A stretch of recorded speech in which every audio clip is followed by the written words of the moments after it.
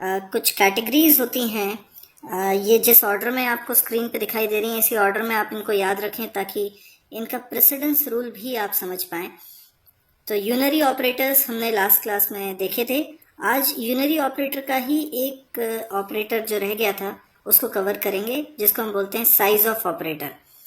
Size of operator देखने में ज़रूर आपको एक शब्द की तरह नज़र आता है, पर ये एक ऑपरेटर है और इसके पैरेंथेसिस में आप या तो डेटा टाइप लिखते हैं या वेरिएबल लिखते हैं या कांस्टेंट लिखते हैं। हालांकि ये पैरेंथेसिस लगाना कंपलसरी नहीं है, आप पैरेंथेसिस ना लगा के स्पेस भी दे सकते हैं साइज ऑफ और उसके ऑपरेंड के बीच में। तो आइए इसको एक एग्जाम्पल से हम लोग समझने की कोशिश करते हैं। सबसे पहले बात करते हैं साइज ऑफ में यदि डेटा टाइप लिखा जाएगा तो क्या होगा। जैसे मैंने एक वेरिएबल बनाया हुआ है x और इस वेरिएबल के अंदर हम वैल्यू असाइन करवा रहे हैं साइज ऑफ फ्लोट की। बेसिकली साइज ऑफ एक ऑपरेटर है जो बताता है साइज इन बाइट्स। जी हाँ, उसकी यूनिट होती है बाइट्स। तो साइज ऑफ फ्लोट क्या है? 4 बाइट्स। तो 4x के अंदर असाइन होगा। इसको हम प्रिंट करवा के भी देख सकते हैं। मैंने लिखा %d और x की वैल्यू प्रिंट करा रहा हूँ getch। इसको रन करके देखें, इसका आउटपुट 4 आ रहा है, बिल्कुल ठीक है। अगर यहाँ फ्लोट की जगह लिखा होता डबल तो आंसर कितना आता? 8। यस। और अगर यहाँ डबल की जगह कैर लिखा होता तो 1। और अगर इंट लिखा होता तो 2। इसका मतलब डेटा टाइप अगर लिखा होगा साइज ऑफ के साथ तो उसके क्या मायने हैं ये हमको समझ में आया। लेकिन अगर हम वेरिएबल लिखें, जैसे मैं एक वेरिएबल बनाता हूँ k, एक वेरिएबल बनाता हूँ d1, एक वेरिएबल बनाता हूँ ch, ऐसे मैंने कुछ वेरिएबल, एक और वेरिएबल बना लेता हूँ y। तो साइज ऑफ के पैरेंथेसिस में हम वेरिएबल भी लिख सकते हैं, जैसे मैंने y लिखा तो साइज ऑफ y कितना होगा? तो y एक वेरिएबल है जिसका टाइप इंट है, इस वजह से y को 2 बाइट्स मेमोरी मिलेगी। तो आंसर आना चाहिए 2। यस। और इसी तरीके से अगर मैं k लिखूं तो आंसर आना चाहिए 4। यस। और इसी तरह से अगर d1 लिखा जाए तो यस 8। और यदि ch लिखेंगे तो क्या आउटपुट आना चाहिए? 1। यस। तो हमने देखा कि वेरिएबल्स लिखेंगे तो क्या होगा, लेकिन सबसे इम्पॉर्टेंट है अगर कांस्टेंट लिखेंगे तो क्या होगा। तो इस प्रोग्राम में फिर से करता हूँ मैं कुछ चेंज और यहाँ पर मैं 3 वेरिएबल्स बना लेता हूँ x, y, z। सबसे पहले यहाँ पर लिखता हूँ कोई भी एक नंबर जो कि एक इंटीजर कांस्टेंट है। फिर मैंने y में असाइन कर दिया साइज ऑफ 3.56 जो कि एक रियल कांस्टेंट है। फिर मैंने z में असाइन कर दिया साइज ऑफ a।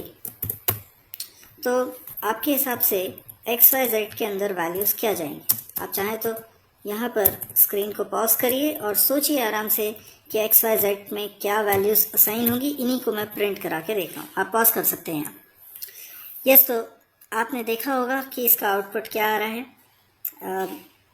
कुछ यहाँ पे आपको जो आपने प्रेडिक्ट किया होगा उसके अपोजिट आउटपुट आ रहा होगा। जैसे कि पहला वाला तो शायद आप लोगों ने सही गेस किया होगा कि x की वैल्यू 2 आएगी, क्योंकि integer constant always consumes 2 bytes in memory. जबकि रियल कांस्टेंट के बारे में हो सकता है आपने आंसर 4 दिया हो, जबकि इसका आंसर 8 आएगा, because real constants are by default of type double, यानी they consumes 8 bytes in memory. Float और डबल में अंतर होता है। फ्लोट जो होता है वो सिंगल प्रिसिशन का होता है, डबल जो होता है वो डबल प्रिसिशन का होता है, यानी ज़्यादा एक्यूरेसी का होता है। डबल का साइज़ ज़्यादा होता है, इसलिए वो किसी भी पॉइंट वाले नंबर को ज़्यादा एक्यूरेटली स्टोर कर पाता है एज़ कम्पेयर टू फ्लोट। तो इसलिए by default real constant double माने जाते हैं, इसलिए y में वैल्यू जाएगी 8। इसी तरह से आपका शायद ये आंसर भी गलत हुआ हो, आपने इसके लिए प्रेडिक्ट किया हो 1, जबकि कैरेक्टर कांस्टेंट भी इंटरनली इंटीजर की तरह ट्रीट होते हैं। ऐसा इसलिए है क्योंकि कैरेक्टर कांस्टेंट्स को तो आप बाइनरी में कन्वर्ट नहीं कर पाएंगे, इसलिए एक आस्की कोडिंग टेक्निक होती है। आस्की कोडिंग टेक्निक क्या होती है? Basically ASCII, American standard code for information interchange. ये एक कोडिंग टेक्निक है जिसके कारण हर कैरेक्टर का एक करस्पॉन्डिंग कोड है। जैसे स्टूडेंट्स का रोल नंबर होता है, वैसे ही हर कैरेक्टर का एक कोड होता है।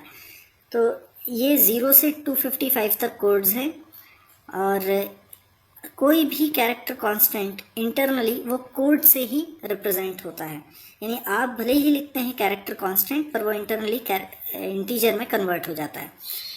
तो जैसे स्मॉल ए है, स्मॉल ए का आस्की कोड होता है 97, तो z के अंदर वैल्यू जाएगी 2, because size of 97 means size of integer constant is 2। तो हमारा इन टोटल printf आउटपुट देगा 282।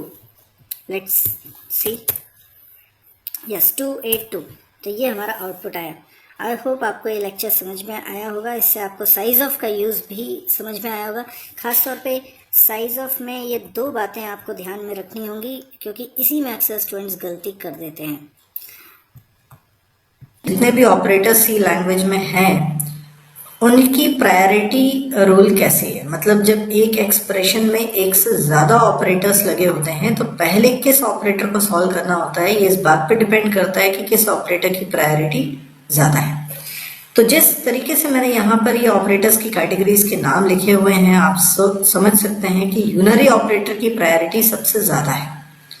यूनरी ऑपरेटर के बाद अर्थमेटिक ऑपरेटर। अब यूनरी ऑपरेटर में कौन से होते हैं, तो यूनरी प्लस, यूनरी माइनस, ठीक है, या इंक्रीमेंट ऑपरेटर या डिक्रीमेंट ऑपरेटर या साइज ऑफ ऑपरेटर, ये सब यूनरी ऑपरेटर्स हैं, इनकी प्रायोरिटी सबसे ज्यादा होती है। अर्थमेटिक ऑपरेटर्स में हम देखते हैं मल्टीप्लाई को, डिवाइड को और मॉड्यूलस को। इन तीनों की प्रायोरिटी प्लस और माइनस से ज्यादा होती है। ये जो प्लस माइनस यूनरी ऑपरेटर में मैंने बनाए हैं, ये यूनरी प्लस यूनरी माइनस है। जैसे मैं लिखता हूं +5 या मैं लिखता हूं -7, तो ये अलग ऑपरेटर्स हैं। जबकि ये जो प्लस माइनस मैंने अर्थमेटिक ऑपरेटर्स में बनाए हैं, ये एडिशन और सब्ट्रैक्शन वाले प्लस माइनस हैं। और प्रायोरिटी के लिहाज से प्लस माइनस की प्रायोरिटी मल्टीप्लाई, डिवाइड और मॉड्यूलस से कम है, लेकिन मल्टीप्लाई, डिवाइड, मॉड्यूलस की प्रायोरिटी आपस में बराबर है। यहाँ कोई बॉडमास रूल नहीं लगता। फिर बाकी के ऑपरेटर्स हैं जैसे बिटवाइज ऑपरेटर, एंड और, एक्सऑर वगैरह, या रिलेशनल ऑपरेटर हैं less than, greater than, less than, equal to, greater than, equal to, इस तरह से। लॉजिकल ऑपरेटर्स हैं एंड और नॉट। नॉट हालांकि लॉजिकल ऑपरेटर की कैटेगरी में पढ़ते हैं, पर उसकी प्रायोरिटी सबसे ज़्यादा होती है यूनरी ऑपरेटर्स की तरह, क्योंकि वो यूनरी ऑपरेटर भी है। कंडीशनल ऑपरेटर की प्रायोरिटी उसके बाद आती है और असाइनमेंट ऑपरेटर की प्रायोरिटी उसके भी बाद आती है। तो हमें ये समझ में आ रहा है कि आज जो ऑपरेटर हमको पढ़ना है, दैट इज मॉड्यूलस ऑपरेटर। इस ऑपरेटर की प्रायोरिटी मैक्सिमम ऑपरेटर से ज़्यादा है। सिर्फ यूनरी ऑपरेटर्स हैं जिनकी प्रायोरिटी मॉड्यूलस से ज़्यादा है। तो अब हम इसकी प्रायोरिटी को तो समझ चुके हैं, लेकिन हमको इसकी वर्किंग के बारे में समझना है। अब देखिए मॉड्यूलस ऑपरेटर क्या करता है। जैसे मैंने लिखा 17 मॉड्यूलस 3, तो बेसिकली हम 17 को डिवाइड कर रहे हैं 3 से, और कितने टाइम्स जाएगा, 3 टाइम्स, हाँ 3 5 है 50। तो रिमाइंडर क्या बचा, 2 इसका आंसर है, ठीक है। तो मॉड्यूलस ऑपरेटर का काम है रिमाइंडर देना। अब जरा थोड़ी सी प्रैक्टिस कर लेते हैं। जैसे कि मैंने लिखा 20 मॉड्यूलस 7, तो हम जानते हैं 7 3 ज़ा 21 तो ज़्यादा हो जाएगा, 7 2 ज़ा 14 और रिमाइंडर बचेगा 6। या हमने लिखा 85 मॉड्यूलस 4, तो हम जानते हैं 1 रिमाइंडर आने वाला है यहाँ पर, हाँ 21 टाइम्स जाएगा।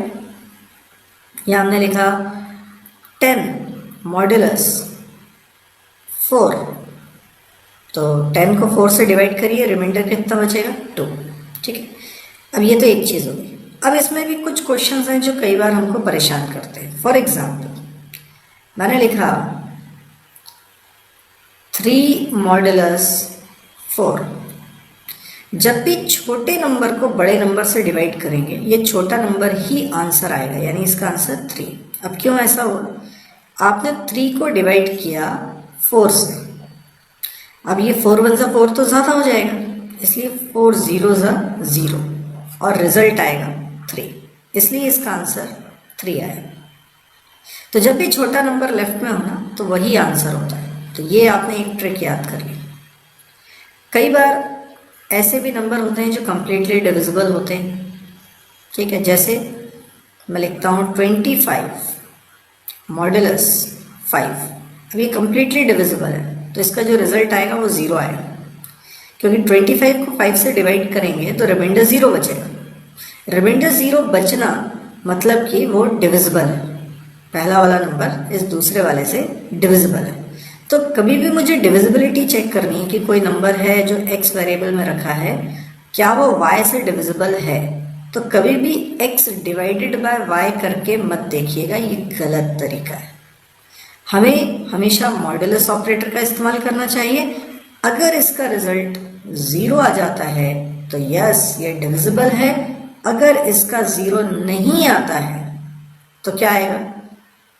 ये कोई एक नंबर आएगा जो कि अदर देन 0 होगा, मतलब मैं इसको बोल सकता हूँ नॉन ज़ीरो नंबर, तो मैं बोल सकता हूँ ये डिविजिबल नहीं है। तो इस तरीके से मॉडुलस ऑपरेटर का इस्तेमाल हम डिविजिबिलिटी चेक करने में भी करते हैं। मॉडुलस ऑपरेटर की एक और यूटिलिटी है कि हम किसी नंबर की आखिरी डिजिट ऑब्टेन करना चाह रहे हैं। जैसे 347 एक नंबर है, अब मुझे ये नंबर शायद मैंने किसी एक वेरिएबल में रखा हुआ है, लेट्स से ए वेरिएबल।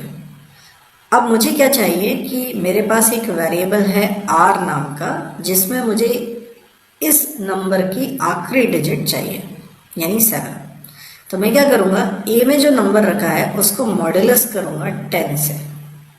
तो जब भी मैं किसी नंबर को 10 से डिवाइड करता हूँ तो रिमाइंडर के रूप में आखिरी डिजिट आ जाती है, तो इस वैल्यू को मैं आर में रख लूँगा, तो ये इसमें आ जाएगा 7।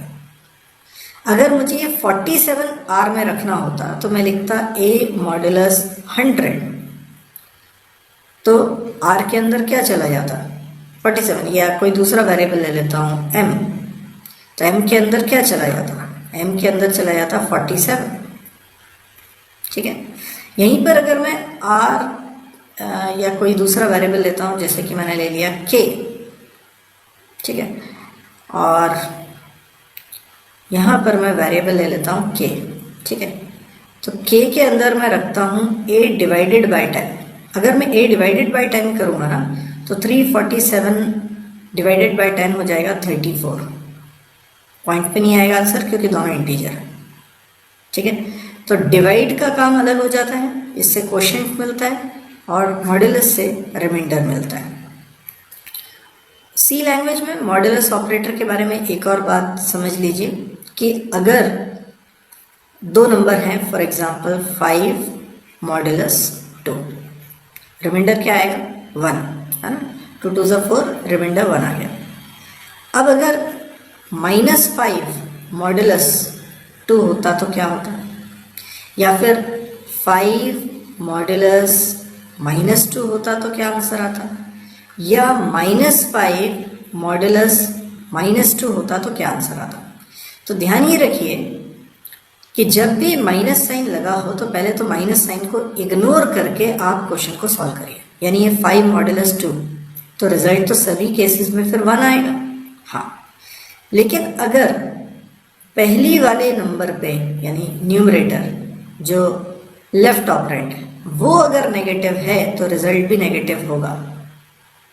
यानी जैसे ये 5 पॉजिटिव है तो ये पॉजिटिव आ रहा है, ये -5 है नेगेटिव तो ये नेगेटिव आएगा, ये पॉजिटिव है ये नेगेटिव है। यानी इस बात से कोई मतलब नहीं कि डिनोमिनेटर में यानी राइट वाले ऑपरेंड पे क्या साइन, यहाँ माइनस माइनस प्लस ऐसा कोई कॉन्सेप्ट मत बनाइए। जो न्यूमरेटर का साइन है वही रिजल्ट का साइन होगा।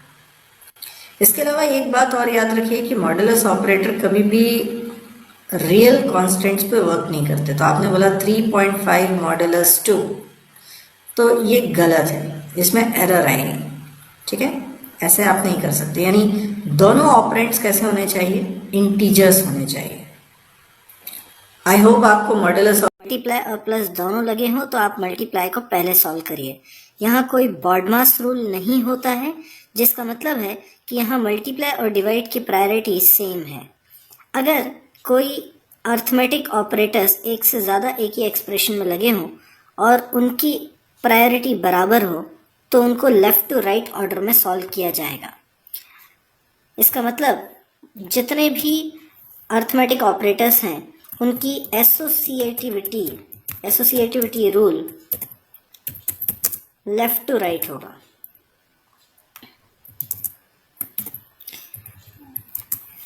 जैसे अगर मैंने लिखा 3 + 4 - 7 तो प्लस पहले होगा, माइनस बाद में होगा, जबकि दोनों की रैंकिंग बराबर है क्योंकि प्लस पहले आ रहा है।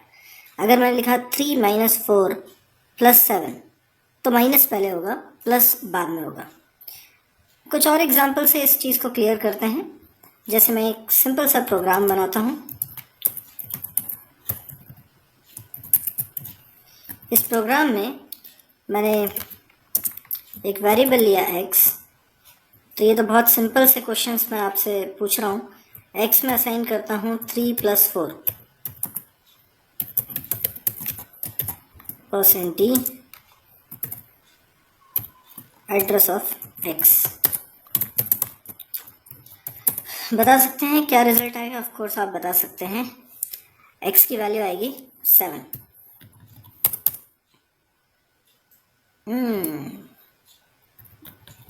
एड्रेस ऑफ लिखा है 7।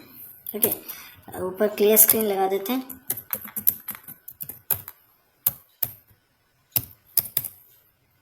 सेवन। अब मैं ये चाहता हूँ कि आप इसका आउटपुट बताएं। 3 - 4। यस, ये भी सिंपल था, -1। ओके, अब आप बताएं 3 × 4। इसका आंसर क्या है? 12। यस, 12। और मैं करता हूँ 3 / 4।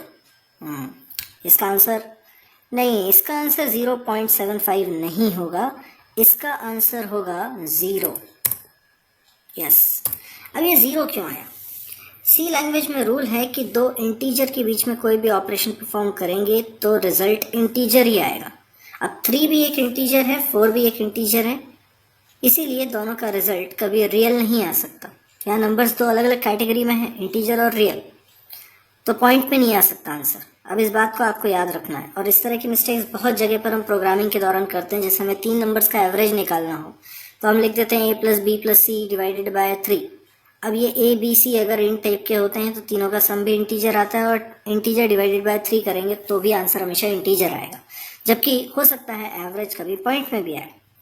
तो इसलिए आपको एक खासा ध्यान रखने की ज़रूरत है कि इंटीजर के बीच में ऑपरेशन करेंगे तो रिजल्ट हमेशा इंटीजर ही आएगा। तो बता सकते हैं 11/5 का रिजल्ट क्या आएगा? जी हाँ, बिल्कुल सही है, 2 आएगा। तो 11/6 का रिजल्ट क्या है? यस, 1 आएगा।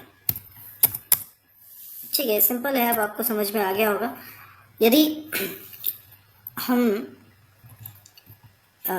यहाँ पर एक रियल कर दें, जैसे मैं यहाँ पे लिखता हूँ 3.0 और यहाँ लिखता हूँ 4।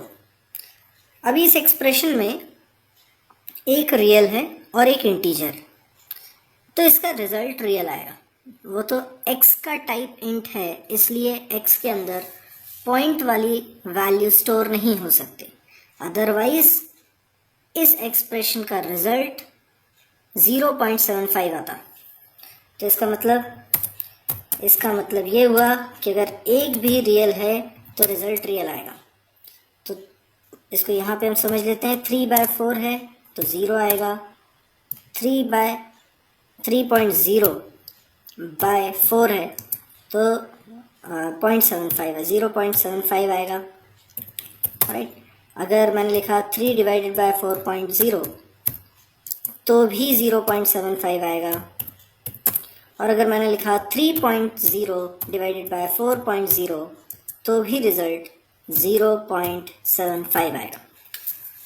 यानी अगर दोनों इंटीजर हैं तो ही रिजल्ट इंटीजर आ रहा है, अदरवाइज हमेशा पॉइंट में आ रहा है।